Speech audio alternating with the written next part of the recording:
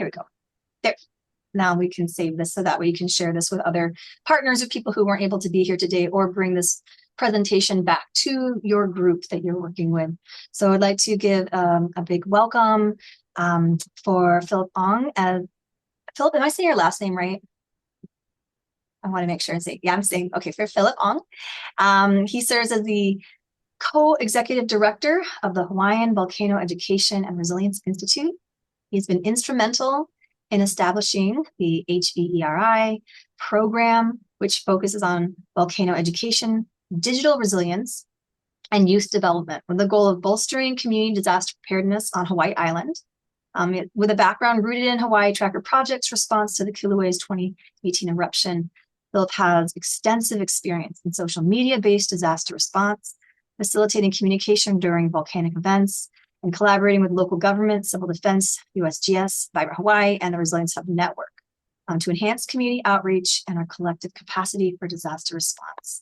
So this is kind of a little brief teaser-like presentation for you, but there will be an opportunity to act for some of you, opportunity to participate in an upcoming symposium where you'd have a chance to actually practice with this app and get a little bit more experience with Phil. So can listen in here, and then those more invitations to come. With that, I'll pass it over to Phil to get us started. All right, mahalo, Miku. Yeah, and it's great to have all of you guys interested and helping your communities today, interested in what we have to share. So we at HVERI, we pronounce it HVERI to make it a little easier. We assist Vibrant Hawaii with our communications, and that ranges from all of the planning to the actual hardware and infrastructure backups that we implement. So there's a lot that goes into it. I will only have a chance to really skim the surface today. And I'm trying to present to you guys what might be most useful to you guys at this early stage of your process of your network, right? So that's kind of where I'm coming at this. And so since I don't have a whole lot of time, I'll get right into it here. All right. So I'll start off with an introduction and background. I'll go in depth on our internal framework, which is where I think is most useful to you guys at this point in time. And then I'll mention our external framework and the fact that we also need organization-specific plans as well. So that'll kind of give you a lay of the land of where we're trying to go with it. But I'm going to spend more time in the beginning of what we're actually doing to the why and how we got ourselves set up. Right. Well, there goes. So to start off with, who are the characters in our story here? I've called them the nodes of our communication. We have all of our resilience hubs, whose role we see is to really assist our communities in person. Obviously, there's a lot of individual hubs. It's a group of many different hubs that go into this one particular grouping right here. We have Vibrant Hawaii, which is coordinating the Resilience Hub network. And so as a single entity, they're the ones that oversee all of the resilience hubs. And as well, they're the ones that attach a liaison sitting in the EOC with our civil defense. And that's how we really link into the emergency response. We also have a group of online social media groups that are trained and trusted and certified by us that we call digital resilience hubs. And those are managed by what we call an online support and communication team. So this is where we fit in as HVERI. We're currently filling this role of the OSCT. So we, similarly to Vibrant Hawaii, we recruit, coordinate, train digital groups. And the idea is that digital groups can assist the physical groups by doing all the online work, because what we found in 2018 is really way too much for any one person to try to manage what's happening online and on the ground at the same time. You need dedicated teams to try to manage a response that are both in close coordination. So that's how we built it out from the very beginning. We have, of course, our civil defense agency, which runs the EOC, and that's essentially coordinating all the various response agencies, whether it's police, fire, Department of Health, transportation, what have you. They're the ones doing all of that coordination at the EOC. And of course, the general public, which ultimately needs to receive our information and ideally can provide information back to us of what's happening on the ground so we can then better respond as well.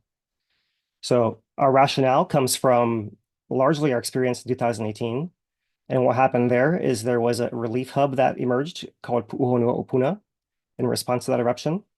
Uh, After the first few days of people realizing that they were evacuating and moving away, they largely went online because it was a long-term disaster. The whole thing lasted 3 or 4 months. So people couldn't just leave and come back. They had to find places to go, whether it was on the mainland or on a Kona side or off island to other neighbor islands. And to stay connected, they went online. And so we found that the Hawaii Tracker Facebook group became the online network that supported the physical hub at Pu'uhonua. And that was really our experience. Our end was, I was actually at both at the physical hub and then later within Hawaii Tracker as well.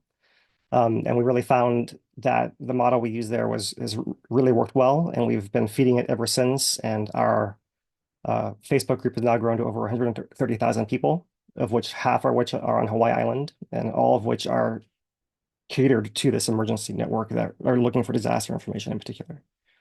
So that's showing the success of our approach here. We've also looked at this robust suite of research and communication that exists through any disasters worldwide ever since the birth of blogs and then the internet and social media, all of it. As well, we've done several joint trainings and activations with Vibrant Hawaii, the Resilience Hubs here on Hawaii Island, and our civil defense. Right? Most recently, Tropical Storm Hurricane Hone was our most recent one.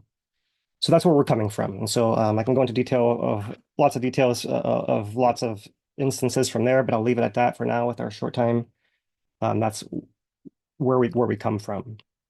What we find is that our winning strategies that guide our disaster-ready network communication plan is that, first of all, to interface with civil defense, we frame our communication needs within the phases of the disaster management cycle. So we do talk about mitigation, preparation, response, recovery phases when we build our system out.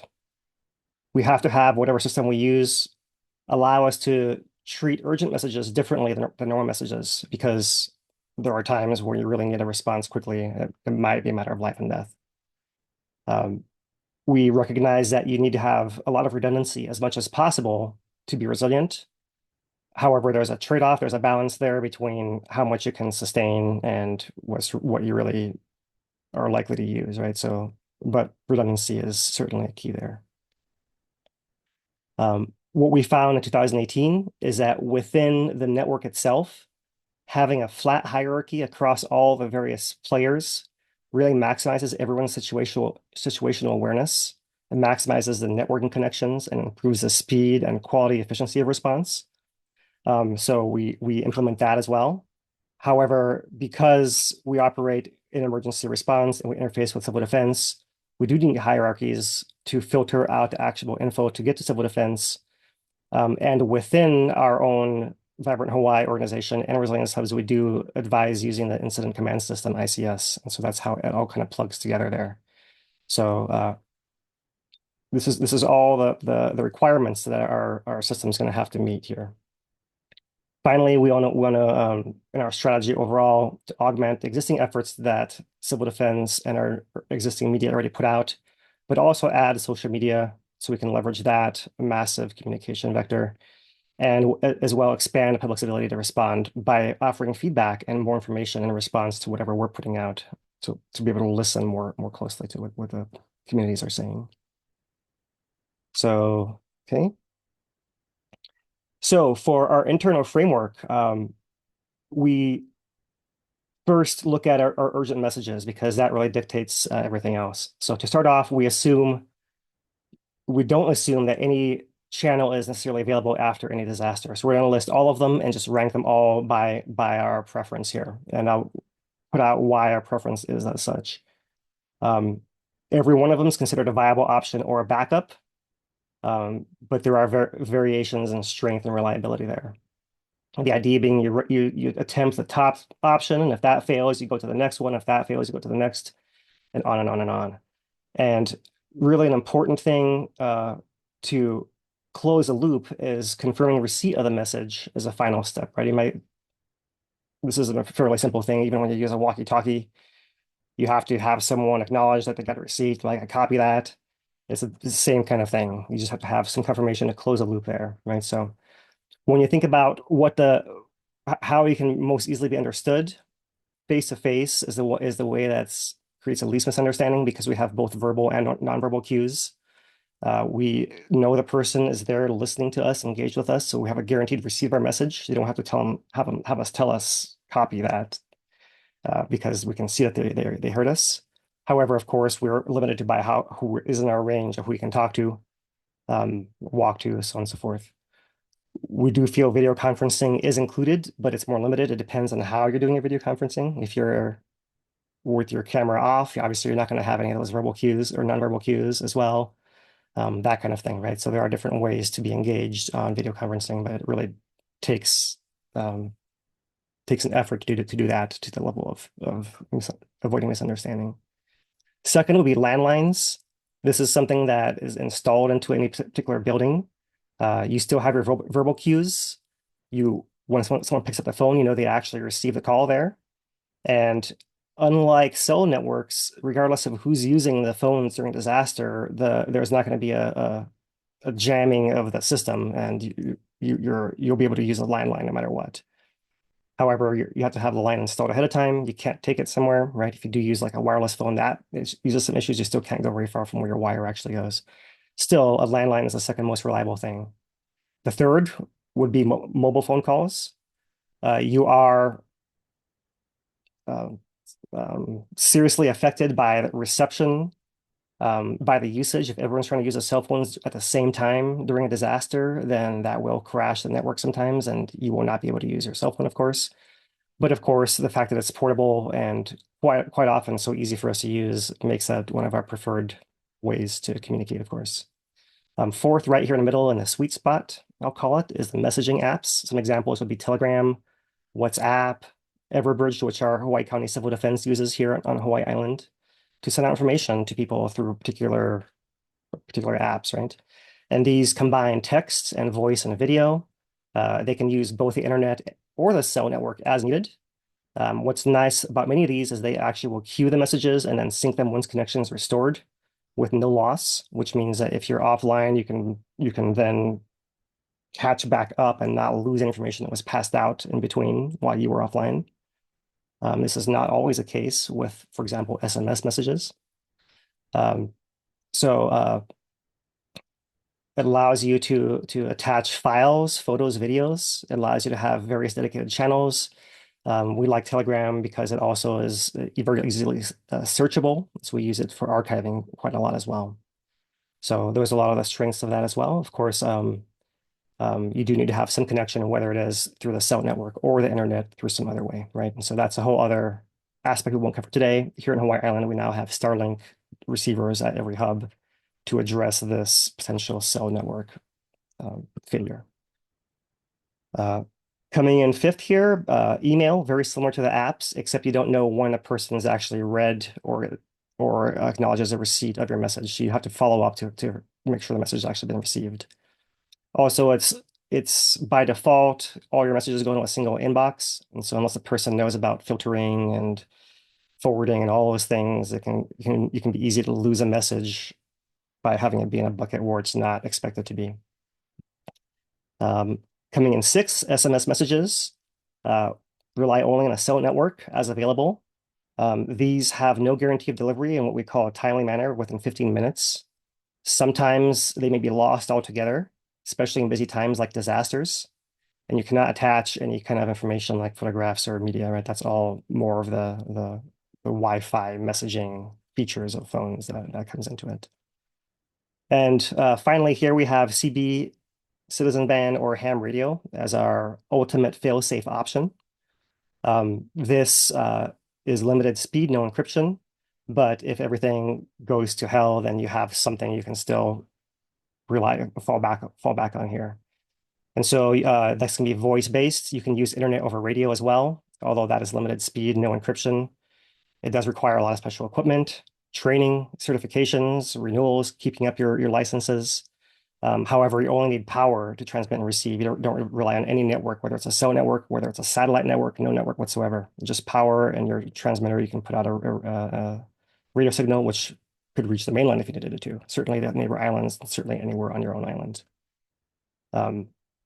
So that's the overall menu of what we have to rely on here. And obviously, you can see why we've ranked things the way we are, because it's about being misunderstood. How many cues do you have, verbal, nonverbal cues? Can you guarantee receipt of the message? Are you portable? How reliable is the actual method of communication there? So because of all that, messaging apps are what we think are the best suited standard for internal communications between the Resilience Hubs, the Vibrant Hawaii staff, our online support team, and the digital hubs as well. And so in addition to what we laid out there as far as messaging apps in particular, we find that Telegram in general is fairly simple and easy to use and adopt. It's disconnected from social media. For example, it's not Facebook Messenger. It's not owned by Meta or something like that, so that there are no privacy concerns. No one's trying to harvest your data and put it somewhere else, right? If Facebook or Meta goes down, your messaging platform doesn't go down with it as well, right? That's something that to be concerned about too. Uh, on Telegram, we have unlimited creation of private and public channels, are really unlimited, as many as you want. And many of these can have many, many members, tens or hundreds of thousands of people, more than you ever need. By default, messages are not encrypted on Telegram, but they are available to be encrypted if you do choose. There is a button you can push to enable a secure conversation. If you have something sensitive you need to transmit, it is available. We find that most of the time that's not needed. It depends on which organization you're with. Perhaps some of the government agencies require something like this, but they generally will not engage with Telegram overall because it's not within their sphere. On Telegram, one of the strongest features is the ability to transfer unlimited large files and media up to 2 GB each. So our next best platform to this, what we consider our second ranked, is Signal. Signal has a limit of 100 megabytes at largest for a video file, or 8 megabytes for a photograph. So it's not even a contest. Telegram wins as far as being able to transmit and store media here. It allows you to use multiple devices, multiple phones, computers, laptops, what have you, and synchronize messages across all of them at the same time. And an important, a final but important note here is that there are protections against censorship of user content, which is relevant against disaster. So one of the tests we do, for example, is we try to post pictures of something bloody or gory. We can't have a platform censoring information we're trying to transmit to each other during a disaster because they feel we shouldn't be talking to each other about that. We can't have anything in between. It has to be purely unfiltered for that reason, right? And that's why you may have seen Telegram in the news at various points in time because of this approach that they actually have of protections. So that means that it's just a tool. It can be used for evil, certainly, but we're trying to use it here for good. And it's something that both sides of the war in Ukraine are using to communicate with their own side against each other, because that is how robust this platform actually is. So there's no sides in this thing. It's just a tool that's being used by everyone for all different things. We feel that it's got a really important use here for our networks, right? And this is the reason why we find that our civil defense will not install this, for example, on a government phone. And it's a whole other can of worms to discuss separately. So Telegram has worked for us since 2018. It has allowed us to really thrive since then. And so having said all that, here's how in practice, our network lays out. We have civil defense at the top, let's call it. And through the EOC, they interface with our entire network, which is everything inside of this box. It's in a little bit, kind of a teal color right in here.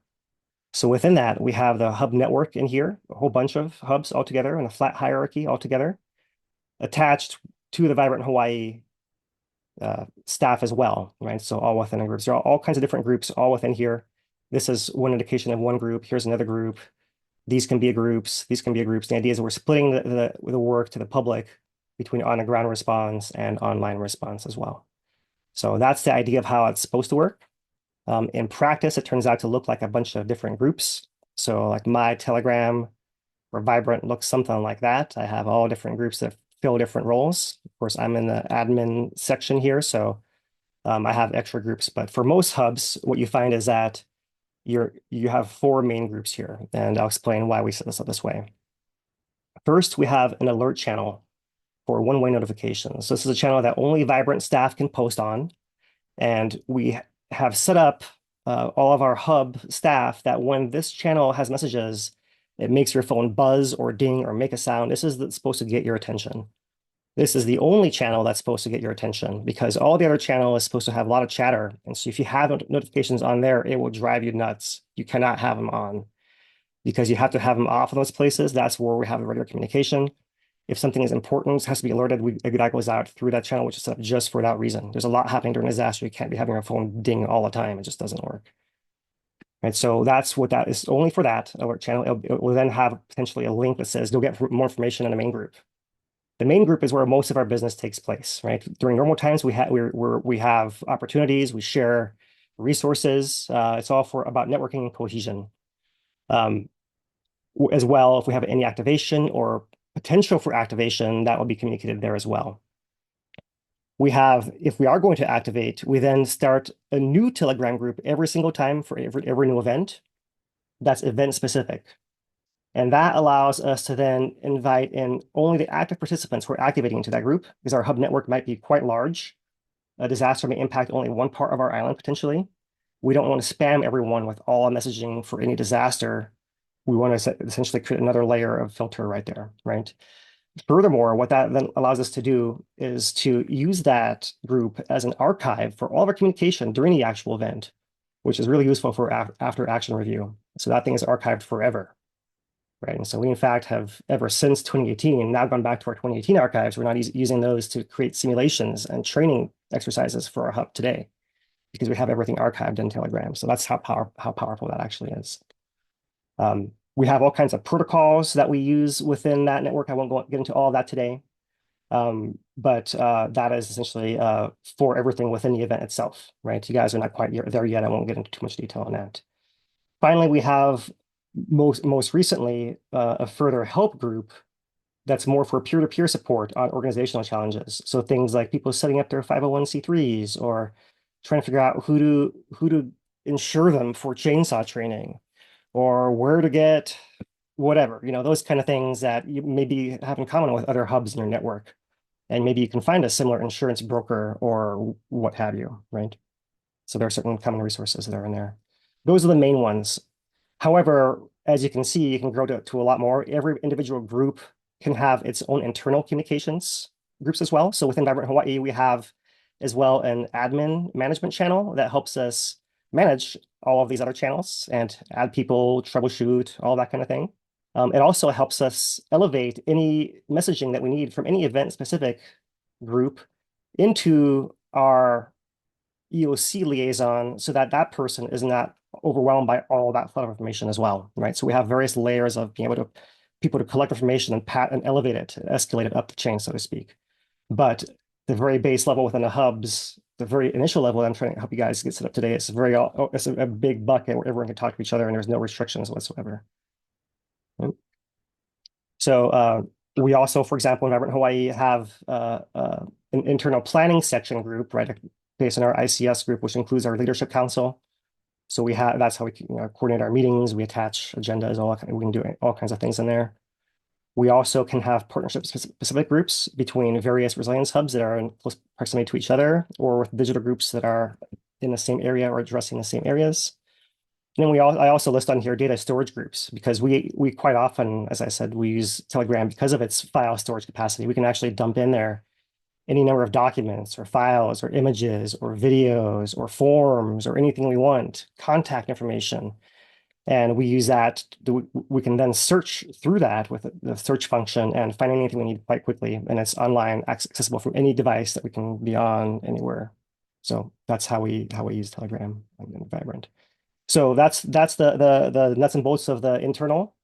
Just to point out, network internal is different from organization internal, right? Organization internal within Vibrant Hawaii, we do have our ICS and we have our own operation response plan and own communication protocols within the organization itself. We're talking about between Vibrant and the hubs and between the hubs and other hubs. So within your own hub as well, you will also likely have your own organization, your own communication plan for your own hub of how you communicate with your own community and all of that, right? We're talking about how do you communicate with the other ones in between each other, which is the phase we're at right now. Okay, so quickly, we do have an external communication framework as well. The whole idea is we want to enable better response, better information sharing, um, better trust in the community. So here is everything that goes into that. I won't read through all this, but you can see that, this is everything that goes into it. We ourselves, as a digital outfit, find that social media is quite important. And we find that there are many challenges for that, which is why we've brought up this idea of digital resilience hubs. We can talk about that more in the future as well, but I just thought I'd flash this up here as well. That is part of the eventual outreach process. And as well, we do want to get to a point where we have digital resilience hubs in each district, like Kohala, actually attached to hubs in Kohala, and digital hubs in Kona attached to hubs in Kona, and so on and so forth, so that really everyone can have support online when you really need it the most. So ultimately, you want to get to something like this. This is what we have as far as our flow chart is kind of on its side here. In this column up here is our civil defense. This in blue here is our Vibrant Hawaii staff column here, and here's a resilience hub right in the middle, center row.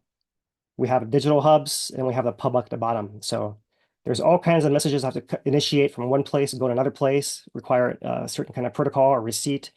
Boxes have to be checked and ticked to make sure everyone's doing everything that's to be done. And the way you do all that is by good organization, and that for us comes out of the Telegram group. So I know that's a lot of stuff. I realize this is where you're going to try to aim with your group, right? To start off with, I encourage you to have just try to use the group to communicate any way that feels natural whatsoever. I just want to show you where we've gotten to now.